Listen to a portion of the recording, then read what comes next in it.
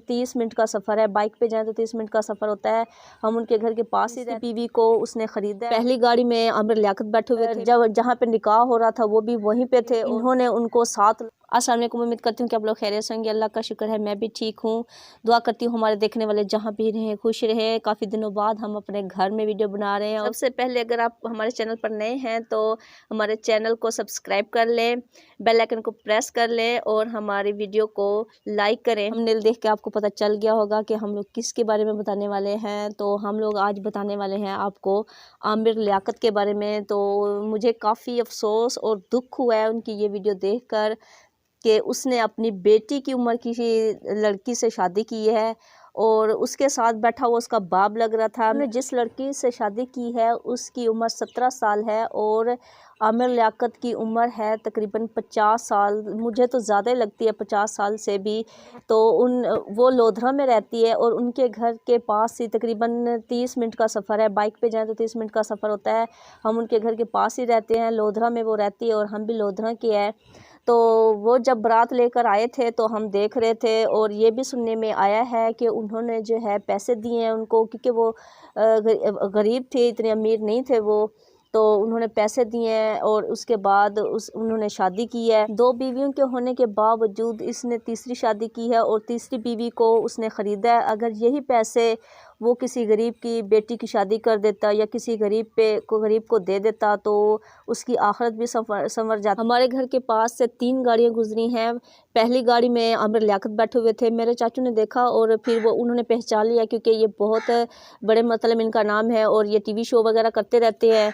तो उन्होंने कहा कि ये किस लिए आए हुए हैं। जो वो पास गए तो उनको पता चला कि ये लड़की की जो है निकाह करवाने, मतलब इसको पसंद करते हैं और ये आए हुए हैं निकाह करवाने के लिए। तो फिर वो चले गए, उनके घर चले गए, मतलब जब जहाँ पे निकाह हो रहा था वो भी वहीं पे थे और वो ऐसे डील कर रहे थे पैसों की।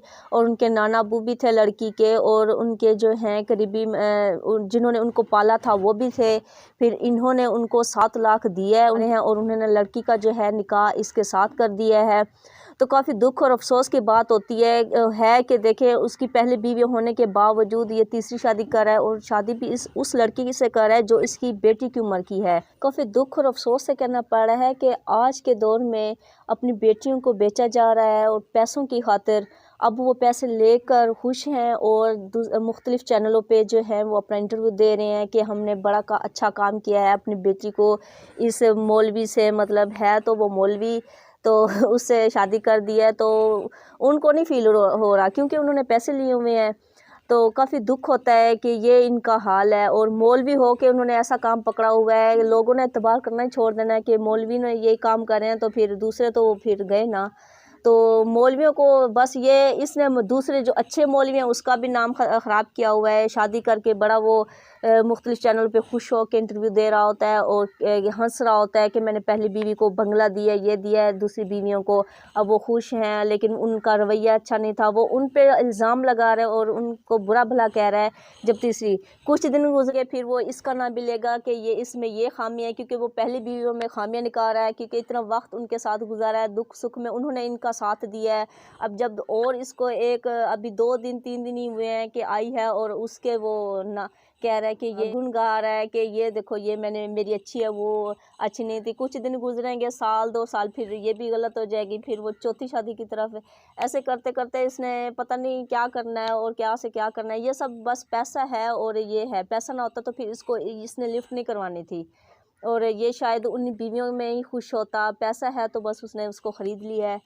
हमारी वीडियो बनाने का मकसद सिर्फ यही है कि आज के दौर में भी बेटियां जो हैं वो बिक रही हैं और वालिदैन भी पैसों को देख के खुश हैं।